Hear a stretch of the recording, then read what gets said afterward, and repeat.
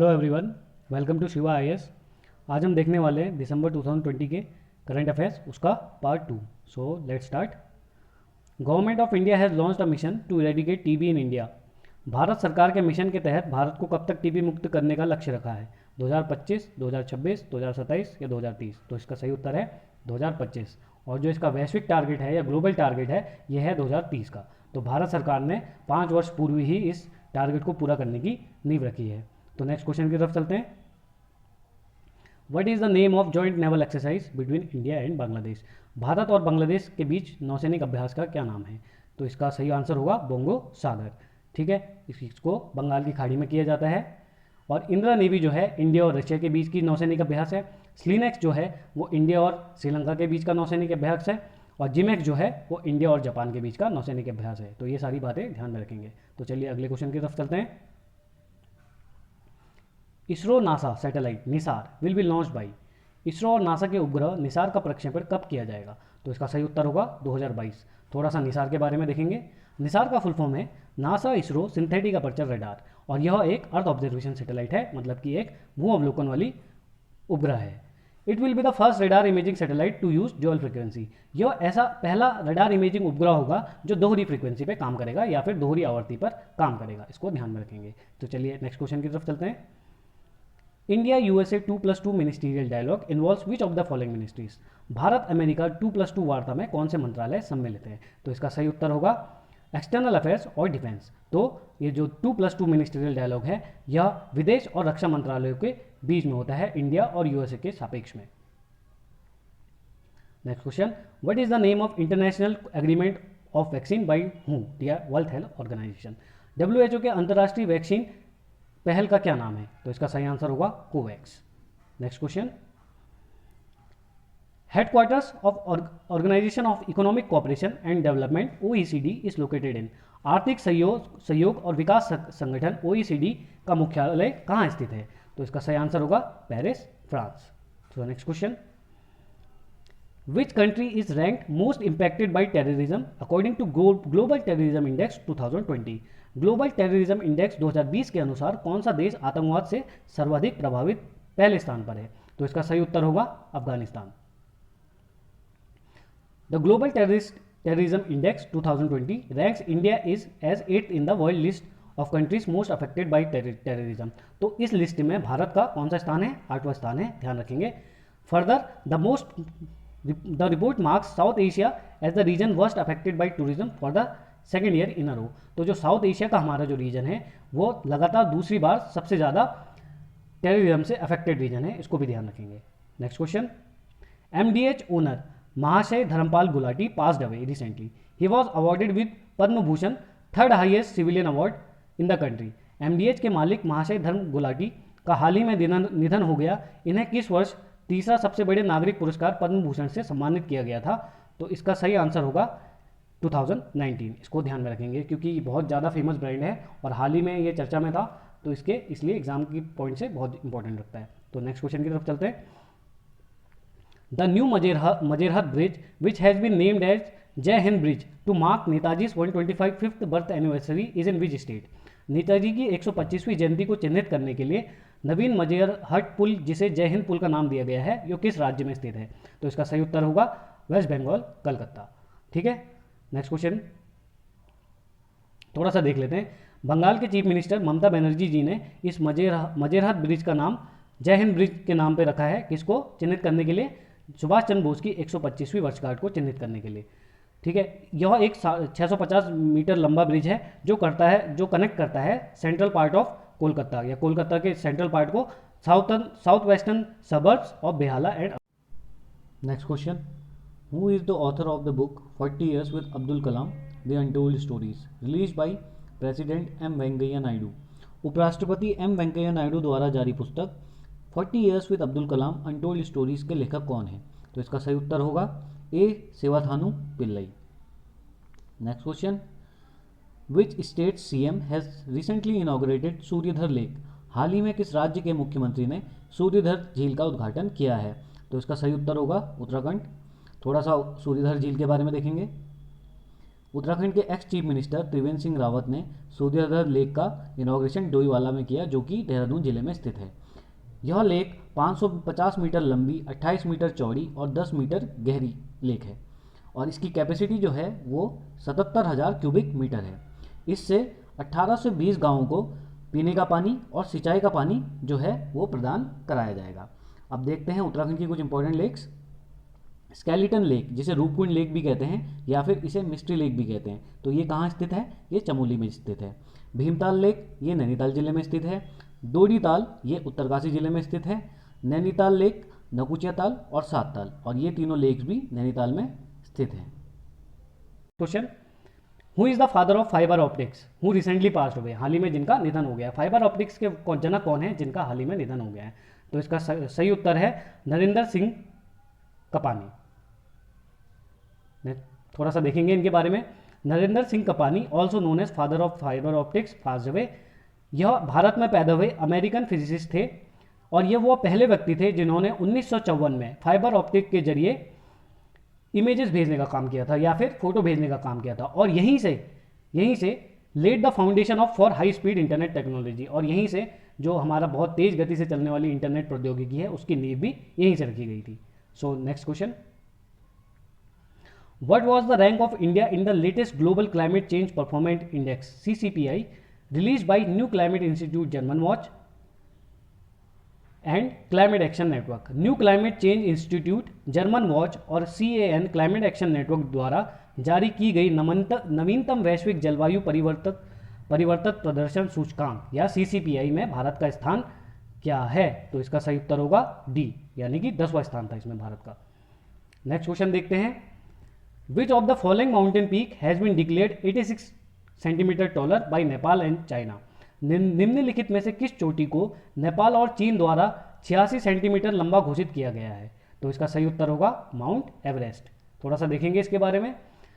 ये तो हम सभी जानते हैं कि दुनिया की सबसे ऊंची पर्वत चोटी माउंट एवरेस्ट है और ये महलनगुर हिमाचल या हिमालय की सब रेंज में स्थित है और ये इनका दावा है कि यह 86 सेंटीमीटर से लंबा हो गया है। 1954 में जब भारत ने इसका सर्वे किया था तो तब इसकी हाइट निकल के आई थी 8,848 मीटर, पर अब नए सर्वे के अकॉर्डिंग, जो कि चाइना और नेपाल ने मिलकर किया है, ये क्लेम करते हैं कि जो माउंट एवरेस्ट की जो ऊंचाई है ये 86 सेंटीमीटर से बढ़ गई है। तो इसकी नई ऊंचाई क्या हो गई है? 8,848.86 meter. Next question, name the first union territory which has been declared 100% organic. पहला केंद्र शासित प्रदेश जिसे 100% जैविक घोषित कर दिया गया है, इसका सही उत्तर होगा लक्षद्वीप। ठीक है, और वह पहला राज्य कौन सा है जिसको पूर्णतः ऑर्गेनिक डिक्लेयर कर दिया गया था? वो होगा हमारा सिक्किम। तो दोनों चीज़ों को ध्यान में रखेंगे। Next question, name the company which has introduced world's first satellite based narrow band internet of thing network in India. किस कंपनी ने भारत में दुनिया का पहला उपग्रह आधारित narrow band internet of things network पेश किया है? तो इसका सही उत्तर होगा BSNL। थोड़ा सा इसके इंटरनेट ऑफ थिंग्स के बारे में देखेंगे। Internet of things is a computing concept that describes the idea of everyday physical objects being connected to the internet. हमारी रोज़मर्रा की चीज़ों में हम जो भी चीज़ें उपयोग करते हैं, अगर उन चीज़ों को इंटरनेट से कनेक्ट कर दिया जाए तो उसे हम बोलते हैं इंटरनेट ऑफ थिंग्स। और वह चीज़ें इंटरनेट से जुड़ने के बाद आपस में एक दूसरे को पहचान सके, identify themselves to other devices, और वो जो भी जितने भी हमारे उपकरण इंटरनेट ऑफ थिंग्स से जुड़े हैं वो आपस में एक दूसरे को पहचान सके, चिन्हित कर सकें। इसी को इंटरनेट ऑफ थिंग्स कहा जाता है।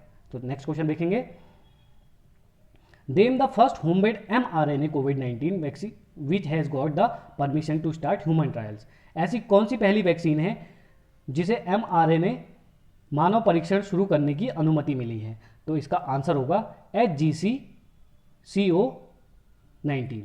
अब mRNA क्या होता है? देखिए, RNA जो होता है उसे कहा जाता है प्रोटीन की फैक्ट्री, या प्रोटीन सिंथेसिस करने के लिए या प्रोटीन को बनाने के लिए जो कोड होता है वो RNA में ही होता है। अब mRNA के भी 3 टाइप होते हैं, mRNA, rRNA और tRNA। तो RNA का काम यह है कि इसके अंदर जो प्रोटीन कोशिका के अंदर जो भी प्रोटीन को सिंथेसिस करने का जो कोड होता है, जो सिग्नल होता है, वो किस में हमारा एकत्रित रहता है, वो आरएनए में स्थित रहता है। तो इस चीज़ को भी ध्यान में रखेंगे। तो नेक्स्ट क्वेश्चन देखते हैं, who will host the 2030 Asian games, 2030 एशियाई खेलों की मेजबानी किस देश द्वारा की जाएगी? तो इसका सही उत्तर होगा दोहा, कतर में। Next question, the first zoological park of India that has acquired ISO 9001 semicolon 2015 quality management standard certification from ASCB UK, Bharat के कौन से जूलॉजिकल पार्क को ASCB UK से ISO 9001 2015 गुणवत्ता प्रबंधन मानक प्रमाणन प्राप्त हुआ है? तो इसका सही उत्तर होगा नेहरू जूलॉजिकल पार्क, जो कि कहाँ स्थित है? हैदराबाद में। ठीक है, next question, which company has been awarded the golden peacock environment management award, किस कंपनी को golden peacock environment management award 2020 से सम्मानित किया गया है? तो इसका सही उत्तर होगा steel authority of India limited, जिसे सेल भी कहते हैं, या भारतीय इस्पात प्राधिकरण लिमिटेड। अब ये जो हमारी जितनी भी सार्वजनिक क्षेत्र की कंपनी है, इनको पब्लिक सेक्टर अंडरटेकिंग भी कहा जाता है, या हम इन्हें सार्वजनिक क्षेत्र की कंपनी भी कह सकते हैं। क्यों, ऐसा क्यों होता है? क्योंकि इन कंपनियों में जो शेयर होल्डिंग होती है, जो सरकार की जो शेयर होल्डिंग होती है, वो 51% या उससे ज़्यादा होती है। ज़्यादा शेयर गवर्नमेंट के हैं तो इसे सार्वजनिक क्षेत्र की कंपनियां कह दिया जाता है। तो चलिए next question, question number 20, Indian Space Research Organisation has set up a dedicated space situational awareness control centre name Netra in, भारतीय अंतरिक्ष अनुसंधान संगठन इसरो ने नेत्र नाम से एक समर्पित अंतरिक्ष परिस्थिति संबंधित जागरूकता नियंत्रण केंद्र स्थापित किया है। इसका सही उत्तर है बेंगलुरु में। ठीक है, तो ध्यान रखेंगे कहाँ नेत्र कहाँ स्थित है? बेंगलुरु में। और किसके द्वारा स्थापित किया गया है? इसरो द्वारा। थोड़ा सा नेत्र के बारे में देखेंगे। नेत्र का फुल फॉर्म है network for space object tracking and analysis. I repeat, network for space object tracking and analysis. और इसका यह क्या काम करेगा? यह मॉनिटर करेगा, ट्रैक करेगा और प्रोटेक्ट करेगा इंडिया के अंतरिक्ष एसेट्स को। जैसे अंतरिक्ष के एसेट्स क्या क्या हो सकते हैं? जैसे हमारी उपग्रह हो सकते हैं, या प्रक्षेपण यान हो सकते हैं, लॉन्च व्हीकल हो सकते हैं। तो जो भी इनको मॉनिटर और ट्रैक और प्रोटेक्ट करने का काम होगा, वो कौन करेगा? नेत्र करेगा। Next question, which web series has won the best series award at the first edition of film fair OTT awards, किस वेब श्रृंखला ने फिल्म फेयर OTT पुरस्कार 2020 के प्रथम संस्करण में सर्वश्रेष्ठ श्रृंखला पुरस्कार जीता है? तो इसका सही उत्तर होगा पाताल लोक। आप इसको देखिए, बहुत अच्छी है। तो इसको बेस्ट सीरीज का अवार्ड भी दिया गया है। India's first centre of excellence for skill development in power sector has been inaugurated in which city, power sector में कौशल विकास के लिए भारत का पहला सेंटर ऑफ एक्सीलेंस COE का उद्घाटन किस शहर में किया गया है? तो इसका सही उत्तर होगा गुरुग्राम। ठीक है, थोड़ा सा इसके बारे में देखेंगे। The centre of excellence has been established in the campus of national institute of solar energy. तो इसे कहाँ सिचुएटेड है? ये national institute of solar energy Gurugram Haryana में स्थित है। और इसमें भारत के साथ साथ गवर्नमेंट ऑफ फ्रांस भी इन्वॉल्व है, और एक कंपनी जिसका नाम है स्नाइडर इलेक्ट्रिक, ये कंपनी भी, ये भारत सरकार, गवर्नमेंट ऑफ फ्रांस और स्नाइडर इलेक्ट्रिक ने, तीनों ने मिलकर इस सेंटर ऑफ एक्सीलेंस को बनाया है। तो next question, who inaugurated India's first advanced hypersonic wind tunnel test facility, Bharat की पहली उन्नत हाइपरसोनिक विंड टनल प्रशिक्षण सुविधा का उद्घाटन किसने किया? तो इसका सही उत्तर होगा राजनाथ सिंह द्वारा। और एक चीज़ और में ध्यान में रखेंगे, इसे किसके द्वारा विकसित किया गया है? इसे DRDO द्वारा विकसित किया गया है। और कहाँ विकसित किया गया है? इसे हैदराबाद में विकसित किया गया है। तो चलिए नेक्स्ट क्वेश्चन की तरफ चलते हैं। और इस फैसिलिटी के बनने के साथ साथ with this India became the third country after USA and Russia to have such a facility. USA और रशिया, संयुक्त राज्य अमेरिका और रूस के बाद भारत वो पहला देश है या तीसरा देश है जिसके पास ऐसी फैसिलिटी है। ठीक है, इसमें टेक्नोलॉजी हमारी कौन सी यूज़ होगी? Pressure vacuum driven enclosed free jet facility. ठीक है, ध्यान रखेंगे, pressure vacuum driven free jet facility. Next question, which country was the chairman of 20th Indian ocean rim association council of ministers meeting, किस देश की अध्यक्षता में 20वीं हिंद महासागर रिम एसोसिएशन मंत्रिपरिषद की बैठक का आयोजन हुआ? तो इसका सही आंसर होगा संयुक्त राज्य अरब अमीरात। ठीक है, next question, what was the rank of India in the world bank's ease of doing business rankings 2020? विश्व bank ease of doing business ranking 2020 में भारत का रैंक क्या था? तो इसका सही आंसर होगा 63rd। तो आज के वीडियो में इतना ही, फिर नेक्स्ट वीडियो में जल्दी मिलेंगे। तब तक के लिए आप पिछला रिवीजन कीजिए और आगे का पढ़ते रहिए। और ये वीडियो देखने के लिए थैंक यू। और शिवा IAS को लाइक कीजिए, सब्सक्राइब कीजिए और ये वीडियो को ज़्यादा से ज़्यादा शेयर